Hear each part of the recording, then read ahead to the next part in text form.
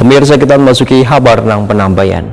Pemerintah pusat telah resmi menetapkan cuti bersama Lebaran 2023 dari tanggal 19 sampai 25 April 2023. Aturan ini telah diputuskan melalui SKB 3 Menteri tahun 2023. Putusan arahan dari pemerintah pusat terkait waktu cuti libur Lebaran akan diterapkan pula bagi ASN di lingkungan pemerintah Kota Banjarmasin.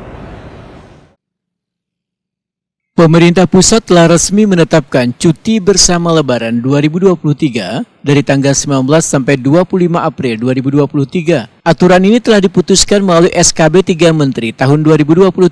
Wali Kota Banjarmasin Ibnu Sina Waitakuni Prima TV jelang tengah hari Senin 10 April 2023 memedahkan putusan arahan dari pemerintah pusat terkait waktu cuti libur Lebaran akan diterapkan pula bagi ASN di lingkungan pemerintah Kota Banjarmasin. Ibnu Sina berharap keputusan tersebut harus dipatuhi oleh seberatan ASN pemerintah kota dan menghimbau kadang mengambil cuti tambahan di luar waktu cuti libur Lebaran yang sudah ditentukan. Bagi mereka yang ingin mengambil cuti tahunan, diminta untuk kadang menggabungkannya dengan cuti bersama dalam rangka Lebaran. Tujuannya supaya pelayanan prima kepada warga bisa berjalan dengan baik setelah cuti Lebaran nanti, karena seberatan ASN bisa kembali menjalankan tugasnya di bidangnya masing-masing.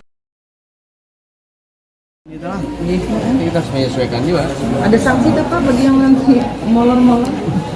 Ya, kalau itu kan rutin lah sifatnya lah. Artinya kita sesuai dengan ketentuan saja.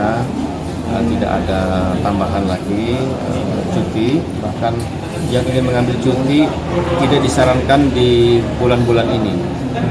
Ya, menggabungkan cutinya. Itu tidak boleh. Nanti diambil cuti di bulan lain. Walaupun itu hak ASN.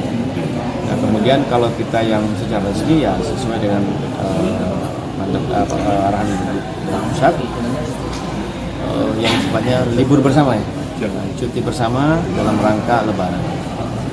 Kita sesuai dengan dimajukan sehari lah, 19.